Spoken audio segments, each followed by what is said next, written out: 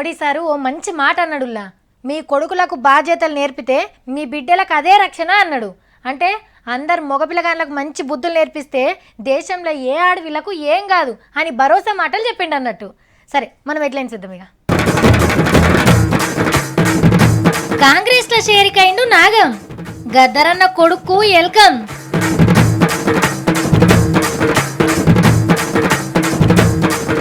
ఉండద్దట governor వ్యవస్థ, ఎందుకైతుందో అంత అవస్థ.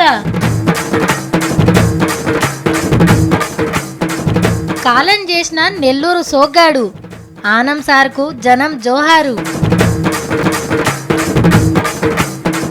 వజ్రాల వ్యాపారంలకు సత్తి. ఓ నీకు అనుమానం వచ్చిందా? ఫటాఫంచలు చేస్తా, కావాలంటే చెక్కింగ్ చేయించుకో, నిజంగా వజ్రాలో కాదు. అయినా అరేక్మాలు కొనేదానికి వీటి ఇలువ ఏం తెలుస్తుంది? వద్దు తీ. 9 ఏండ్లు, 2 రాష్ట్రాలు, 4 ముఖ్యమంత్రులు, ఓ 70-80 మంది మంత్రులు, 100 మంది ఎమ్మెల్యేలు, ఎన్నో శాసనసభ ప్రసంగాలు, ఎన్నో ఉద్యమాలు చూసి ఎంతో అనుభవం సంపాదించిండు మన పెద్ద మనిషి గవర్నర్ నరసింహం సారు. అఖండ ఆంధ్రప్రదేశ్ ఇడిపోయినా 2 తెలుగు రాష్ట్రాలకు ఆయననే గవర్నర్గా పెట్టిర్రంటే ఎంత పనిమంతుడో, ఎంత కలుపుగోలు మనిషి అర్థం చేసుకోర్రి. 2 చంద్రులను ఇంటికి పిలుచుకొని చాయ్పై చర్చలు పెడుతుంటే ఎంత ముద్దుగా అనిపిస్తుంది. అసొంటిది మరి గీసారేంది గిట్లా అంటాడు? మొన్ననే గవర్నర్ సార్ని కలిసి 2 గంటల సేపు ముచ్చట పెట్టిండు సీఎం చంద్రన్న. మరి ఇంతలో ఏమైందో తెలియదు కానీ అందరినీ గవర్నర్ గారే కలుపుతున్నారని ఆగనట. నరసింహం సారు తెలుగుదేశం పార్టీకి వ్యతిరేకంగా కడమ పార్టీలను ఒక్కటి చేస్తున్నట్టు అనిపిస్తుందట. గవర్నర్ వ్యవస్థ వద్దని కూడా మనం చెప్పాం. దేశంలో గవర్నర్లు ఉండాల్సిన అవసరమే లేదంటున్నాడు. సెంట్రల్తోని కయ్యానికి కాలు దూవుతున్నాడు కదా, అది మంచిది కాదు అని సలహా ఇచ్చిండట గవర్నర్ సారు. అందుకే గుస్సా అవుతున్నట్టుండు. ఆంధ్రాను అభివృద్ధి చేసేందుకు మీరెంత కష్టపడుతుంది, మీ పార్టీ లీడర్ల కంటే మా గొప్పగా గవర్నర్ సారే ప్రచారం చేస్తుండు. 24 గంటలు 25 గంటలు పని చేస్తారు కాబట్టి మిమ్మల్ని 25/8 అని ముఖ్యమంత్రి అని పిలుస్తారని చెప్పారు. మరి సీఎం చంద్రన్న మీటింగ్ పెడితే తప్పకుండా చదివే దండకం ఏంటిదో మీకు కూడా తెలుసు కదా. ఈ రోజు హైదరాబాద్ నగరం ఉందంటే, అభివృద్ధి చెందిందంటే, తెలంగాణకు ఆదాయం వస్తా ఉందంటే అది నా కష్టార్జితం తప్ప ఈ నాయకులు కాదు. నెత్తిన అప్పు పెట్టుకుని మనం అందరం కూడా అమరావతికి వచ్చే పరిస్థితి తీసుకొచ్చారు. నీ ముచ్చనకిన వారెత్తు. ప్రత్యేక హోదా సాధించుడెట్లా, అమరావతిని ప్రపంచ పటంలో పెట్టుడెట్లనో ఆలోచన చేయాలే గాని ఇంకా హైదరాబాద్ని ప్రపంచ పటంలో పెట్టినా అప్పులతోని అమరావతికి వచ్చినాం, కట్టు బట్టలతో వెళ్ళొచ్చినాం, జీతాలు ఇస్తేందుకు పైసలు లేవు. ఈ ఉద్దర ముచ్చట్లతోని ఇంకెన్ని రోజులు పొద్దెలా తీస్తావు సారు? బడుగు బలహీన వర్గాల పార్టీ మా తెలుగుదేశం అని ఫస్ట్, ఈ పార్టీలతోని తెలంగాణ ఏడొస్తుంది అని కొత్త పార్టీ పెట్టిండు. అటెంకా తెలంగాణ ఉత్తగానే వచ్చిందా, మా చిన్నమ్మ సపోర్ట్ చేయకుండా వచ్చినా అని బీజేపీ తరపున. మరిప్పుడు తెలంగాణ తెచ్చింది ఇచ్చింది ఒక్క కాంగ్రెస్ పార్టీ అంటున్నాడు. ఇంతకు ఆ లీడర్ ఎవరనుకుంటారు? ఏ పార్టీల చేరిక కావాలి అనే ఆగంలకెళ్ళి బయటకు వచ్చి కాంగ్రెస్ కండువా కప్పుకుంటూ నాగమన్న ఢిల్లీకి పోయి రాహుల్ గాంధీ సార్ ముంగట పార్టీల చేరికైండు పాలమూరు లీడరు. మొన్నటిదాకా బీజేపీ, అంతకు మునుపు టీడీపీ. రేపు 2019లో తెలంగాణ లోపల ఈరోజు కాంగ్రెస్ అధికారం లోపలికి తీసుకొచ్చినందుకు మా వంతు కృషి చేస్తాం. గద్దరన్న కొడుకు సూర్యమన్న కూడా కాంగ్రెస్ కండువా మెడలేసుకుండు. నాయన పోరాటాలు ఉద్యమాలు చేస్తుంటే నువ్వు పార్టీల చేరికైనవేందన్నా అని అడిగితే, నువ్వు నమ్ముకున్న సిద్ధాంతాలు కానీ ఫిలాసఫీ కానీ పార్టీ కానీ ముందుకెళ్ళు, వెళ్ళి ప్రజలకు ఎంత చేయగలుగుతావో చేసిరా, అది మా ఆశీస్సులు అని చెప్పారు. మరి గద్దరన్న కూడా కాంగ్రెస్ పార్టీలకు వస్తాడానే? ఆయన ఒక పార్టీకో ఒక సిద్ధాంతానికో ఒక ఫిలాసఫీకి కాదు. రాజకీయాలకు గద్దరన్న రాడుగాక రాడు అంటున్నాడు. చూడాల మరి వచ్చే ఎలక్షన్ల కొడుకు కోసం గద్దరన్న మళ్ళా గజ్జగట్టి పాట పాడతాడో. ఇసుంటారా అంటే ఇల్లంతా నాదే అనేటోళ్ళు మస్తు మంది ఉంటారు లోకంలా. ఇల్లు కిరాయికి ఇస్తే ఉన్నన్ని రోజులుండి ఈ ఇల్లు నాది, నా పేరు మీనే రాపించుకుంటా, నీ దిక్కున్న గాడ చెప్పుకోబోపో అని అంటే ఎట్లుంటది? పాపమని పచ్చి పులుసు వస్తే ఆ గిన్నె కూడా నాకే అని అన్నాడట వెనకటికేవడం. ఇగో ఇట్లా మస్తు చెప్పుకోవచ్చు వీళ్ళు చేసిన మా గొప్ప పని గురించి. మొన్న వరంగల్లా సైకిళ్లు దొక్కే ప్రోగ్రాం పెట్టిండ్రు లీడర్లు ఆఫీసర్లు కలిసి. గాలి ఖరాబ్ కావద్దంటే పొగెళ్లే బైకులకు బదులు సైకిళ్లు దొక్కితే మంచిది అని ఎరక చేసిండ్రు. అయితే పట్నంలోకెళ్ళి ఒక సంఘపోళ్ళు 225 సైకిళ్ళు తెచ్చిర్రు. గుర్తింపు కారట్లు చూపించి సైకిళ్ళు తీసుకోవాలి, తొక్కుడు అయిపోయినాక వాపస్ ఇవ్వాలి. అయితే కొందరు చోటా మోటా లీడర్లు బెదిరించి గుర్తింపు కారట్లు ఇవ్వకుండానే తీసుకున్నారట. వాళ్ళు కార్పొరేటర్స్ అని చెప్పి కొందరు, వాళ్ళ అనుచరులు కొందరు, ఇంకొందరు అలా వచ్చి 21 సైకిల్ వాళ్ళు తీసుకొని వెళ్ళారు. మరి ప్రోగ్రామ్ అయిపోయినాక వీళ్ళ సైకిల్ వీళ్ళకి ఇవ్వాలి కదా, కానీ ముద్దుగా ఇంటికి కొంట పోయిందట అత్తగారు పెట్టినట్టు. 21 సైకిళ్ళు గాయబ్ చేసిర్రు. ఒక్కొక్క దాని విలువ 15,000 నుంచి 30,000 దాకా ఉంటుందట. ఆఫీసర్ల చుట్టూ తిరిగినా లాభం లేదు అని చక్కగా స్టేషన్కి వచ్చి కేసు పెట్టిండ్రు సైకిళ్ళ దొంగలను దొరికించుకోమని. గీ ముచ్చట తెలిసి భయపడ్డోళ్ళొకళ్ళు పలానా జాగల మీ సైకిల్ పెట్టినాం అని ఫోన్ చేసిండట. ఇంకొకళ్ళు ఎవ్వలేని టైంలో మున్సిపాలిటీ ఆఫీస్ ముంగట పెట్టిపోయిండట. ఇంకో 19 సైకిళ్ళ జాడ దొరుకుతలేదు. ఏమోతెవర్ల ఇంట్లో దాచుకున్నారు. సైకిల్ లేంది పుక్కడికొస్తే ఫినాయిల్ కూడా ఇచ్చిపెట్టరు. చా నాకు పలానా ఏరియాలో డ్యూటీ పడితే ఎంత బాగుండు అని కోరుకుంటారు కానిస్టేబుళ్ళు. ట్రాఫిక్ సిగ్నల్ కాడనో, లీడర్కి బందోబస్తు కాడనో, డ్రంక్ అండ్ డ్రైవ్లో కాడనో ఇట్లా ఎవరికి నచ్చిన జాగాను కోరుకుంటారు. ఇప్పుడు మీరు చూడబోయే సారు పార్కుల ప్రేమ జంటలు తిరిగే జాగాల డ్యూటీని కోరుకుంటుండు. గీ పైల్వాన్ పేరు చంటి, వరంగల్లా కానిస్టేబుల్. దొంగలు పట్టుడు కంటే లవర్లను దోషుడే అన్నకిష్టమైన డ్యూటీ. ప్రేమ జంటలు తిరిగే ఏరియాలా ఆలిపోతాడు. సాటుంగా ఫోటోలు వీడియోలు తీసి పైసలు ఇస్తారా, ఇవి మీ మమ్మీ డాడీలకు చూపించమంటారా అని దమ్కి ఇస్తాడు. ముందే పోలీసాయే ఉత్తనే భయపడతారు.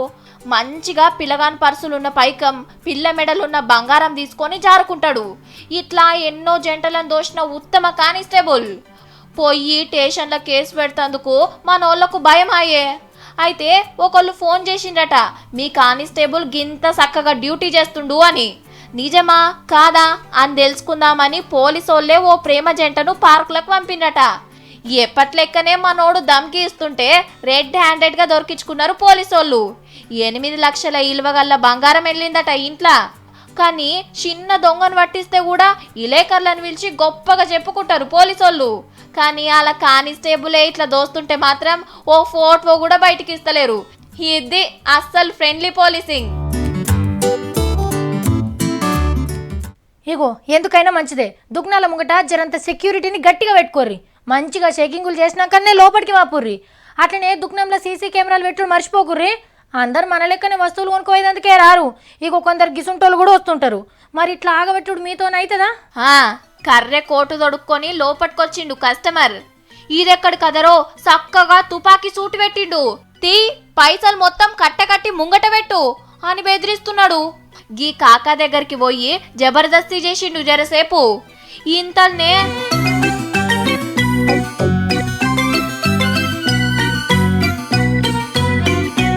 వరెవ్వా హీరో లెవెల్లా ఖతర్నాక్ పట్టిండు పోరన్ని. ఇంత తుపాకీ కింద పడంగానే దుక్నంలో పనిచేసేటోళ్ళు వచ్చి అనగబట్టిండ్రిగా. అమెరికాలో ఒక దుక్నంలో జరిగింది గీ సినిమా దొంగతనం. ఏదో చేయబోతే ఉత్తగానే దొరికిపోయిండు. గింత ధైర్యం చేసిన గీ కాకాని తారీఫ్ చేయాల్సిందే.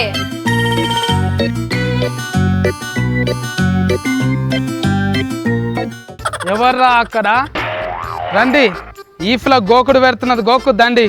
రే నువ్వే ఒక పనోడివి, మళ్ళీ నీ పనోళ్ళు ఉన్నారా? నువ్వు మొత్తం గెటప్లో సతిగాని అవుతున్నావు కదా. గేటప్ అంటావు, ఇది ఉత్తుత్తేశం అనుకుంటున్నావా? వజ్రాలతో గుట్టిపించిన డిరేసిరి. అయినా పనులను పిలిస్తే నువ్వెందుకు వచ్చినావు? నువ్వేం పని చేస్తావు? మా సత్తిగాని గౌరవం కంచుకేడిస్తే ఈపు దెబ్బలకేడిచిందట, ఆ పని చేస్తున్నా నేను. ఈ ముత్తుగా అనుకుంటుంది కదా. పని వాళ్ళారా, బంగారు గిన్నెల బువ్వేసుకురండి, ప్లాటినం గిలాసాల నీళ్లు తీసుకురండి, వజ్రాల తాంబాలమ్మల తమలపాకులు తీసుకురండి, అప్పుడన్నా నమ్ముతుంది. ఎలిగడ్డ కారం మెతుకులు తినటానికి వజ్రాల గిన్నెలా? అవన్నీ ఏడకెళ్ళి వచ్చినాయిరా? బిత్తిరి సత్తి, ఇతను ఒక వజ్రాల వ్యాపారి. చక్రాల వర్తులకే అప్పులిస్తాడు. నువ్వు వజ్రాల వ్యాపారివా? 1000 కోట్లుండే డైమండ్స్ రావే. 5 రూపాయల బువ్వ కొరకు లైన్లీల పడే సాఫిత్రక్క. మా దుకుణంలో వజ్ర వైడూర్యాలు గాలిలో లేస్తుంటాయి. నోరు మూసుకో, నీ నోట్లెక్కోగల ఇంత. అమ్మో సత్తిగా అవన్నీ నిజంగా వజ్రాలేనారా లేకుంటే గిలేటియా? ఓ నీకు అనుమానం వచ్చిందా? ఫటాఫంచలు చేస్తా. కావాలంటే చెక్కింగ్ చేయించుకో, నిజంగా వజ్రాలో కాదు. అయినా అరేక్ మాలు కొనేదానికి ఇవిటి ఇలువ ఏం తెలుస్తుంది? వద్దు తీ. పెట్రోల్ పిరమైందని డొక్కుబండి ఇంటికాడ పెట్టి దినం నడిచొస్తున్నావు ఆఫీస్కి. నువ్వు టైం అండి వ్యాపారమేంద్రా? సన్యాసులే సత్తిగాని ఇంత పెద్దోని చేసిండ్రాక. ఏంది సన్యాసులా? సన్యాసులు నిన్ను వజ్రాల వ్యాపారం చేసిర్రా? నేను నమ్మలేకపోతున్నారా? నమ్మకు నేను ఎవరు నమ్మంటున్నాడు? అదే కిరాయి ఇంట్లుండు 4-5 నెలల కోఫారు పెంచుతుంటాడు, తిడుతుంటాడు, అట్లనే వాడుకుంటుండు. అబ్బో నువ్వు కూడా కిరాయి ఇంట్లోనే కదా ఉండేది, ఇప్పుడు నువ్వేడుంటున్నావు మరి? సత్తిగాడు పేద వజ్రాల బిజినెస్ మ్యాన్ అయినాక నీ అంటూ ఉంటాడు అనుకుంటున్నావు? సూరత్ పోతా. సూపుకు సుతారంగా ఉంటే వజ్రాల వ్యాపారి గారా? అయినా నిన్నేవాళ్ళరా డైమండ్ బిజినెస్ మ్యాన్ చేసేది? ఎవరో ఎందుకు చేస్తారు నన్ను బిజినెస్ మ్యాన్? సూరత్ లో ఒక పేద వజ్రాల వ్యాపారి సన్నాసం తీసుకున్నాడు, ఆ జాగాలకు నేను పోతా. సత్తిగాడు వజ్రాల వ్యాపారి. అవును, సంజయ్ షా అనేటైనా సన్యాసం తీసుకున్నాడు, అయితే ఆ వజ్రాలు నీకెందుకు ఇస్తాడు? వాళ్ళంతా సన్యాసం స్వీకరిస్తే సత్తిగాడేమో వాళ్ళ ఆహారం స్వీకరిస్తాడు. అయిపోతుంది ఇక. నువ్వు ఫాల్గీలు అంటాను పంచాయతీ పెట్టు. తొక్కేం కాదు, వాళ్ళు సన్యాసం తీసుకుంటే నీకెందుకు ఇస్తారా? వాళ్ళ పిల్లలు వాళ్ళ కాందన్ అంత ఎటుపోతుంది అనుకుంటున్నావు నువ్వు?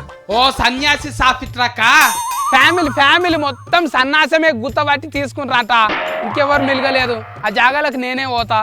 అది కాదు సత్తి, ఇప్పుడు మీ తాతది మీ అయ్యకు, మీ అయ్యది నీకు కదా, అట్లనే వాళ్ళకు కూడా ఉన్నారేమో, నీకెందుకు ఇస్తారు? సన్యాసం అంటే ఏంటి చెప్పు?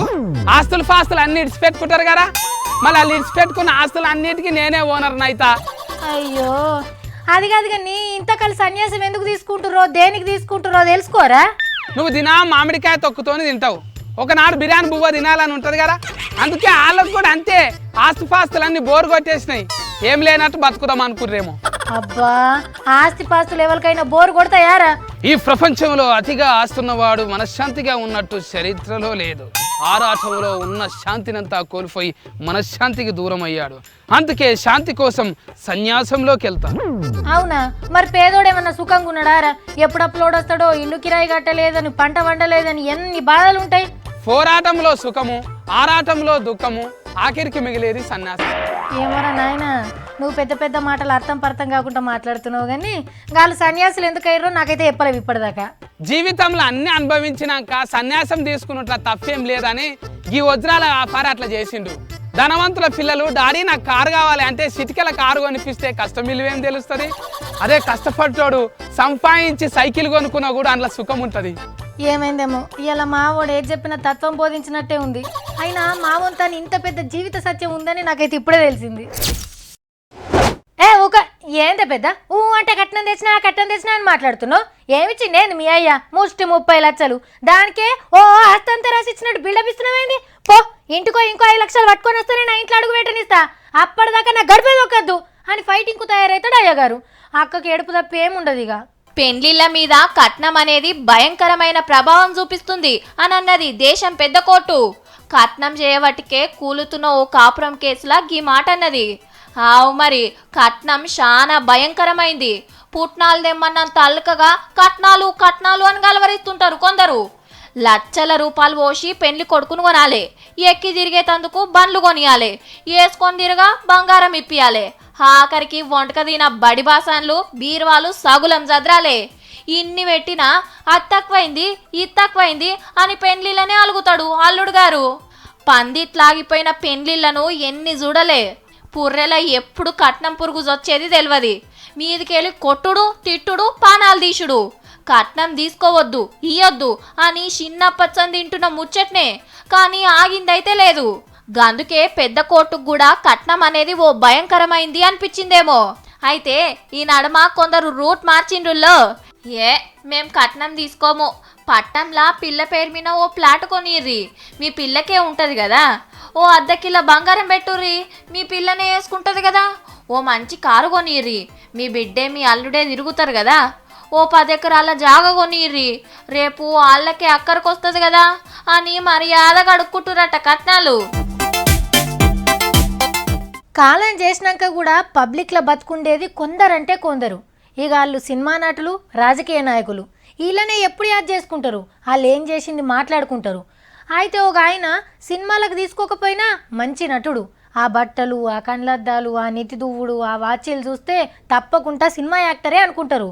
కానీ ఆయన లీడర్, మాస్ లీడర్, మంచి మంచి ముచ్చట్లతోని ఎన్నో మాటల తీన్మార్ ప్రేక్షకులను వలకరించిన ఆనం వివేకానంద రెడ్డి సారు ఇవాళ కాలం చేసిండు. అందం ఆనందం రెండూ కలిపితే ఆనం. నవ్వుకుంటా నవ్వించుకుంటా బతికిన లీడర్. హీరోలను మించి స్టైల్గా తయారయ్యేటోడు. రోజుకో తీర్ల కనబడి అభిమానులను ఖుషి చేస్తోడు కాబట్టే నెల్లూరు సోగ్గాడు అని పేరు సంపాదించిండు. రాజకీయాలల్లా ఆనం వివేకానందరెడ్డి సారు చాలా ఎరైటీ లీడర్. ప్రచారం చేసినా, పబ్లిక్లో తిరిగినా, మీటింగులు పెట్టినా ఆనం సారు రూటే సపరేటు. జనంలా కలిసిపోతాడు, కార్యకర్తలను కలుపుకోపోతాడు. సార్ వచ్చిండంటే ఆ సభ సక్సెస్ అయినట్టే. మైక్ అందుకున్నాడంటే అవతల పార్టోళ్లకు సుక్కలు కనబడే డైలాగులు, మాటల తూటాలే. ఏ మతం పండుగైనా ఆడ సార్ కనబడేటోడు. అందుకే కావచ్చు అందరితోని మా లీడర్ అనిపించుకుంటూ నెల్లూరులా 3 మాటల ఎమ్మెల్యేగా గెలిచి ఎప్పుడు వార్తలలోనే ఉండేటోడు. రాజకీయాలల్లో ఉంటూనే ఇంత దర్జాగా ఇంత పురుసత్గా తిరిగే లీడర్ ఇంకెవ్వరు లేకుండొచ్చురు. బతికినన్ని రోజులు ఆనందంగా బతకాలనుకున్నాడేమో. మొన్నటిదాకా పబ్లిక్లోనే తిరిగిండు. ఈ నడుమనే పురాగా పానం బాగలేకపోయే వరకు హైదరాబాద్లో ఒక దావకాన్లో చేరిక చేసిండ్రు. కాంగ్రెస్ పార్టీలో గుర్తింపు తెచ్చుకొని టీడీపీ పార్టీలో కాలం చేసిండు. అయిపోయినాయి ఇలాంటి ముచ్చట్లు. నేను మళ్ళా కలుస్తాను మిమ్మల్ని. టడా.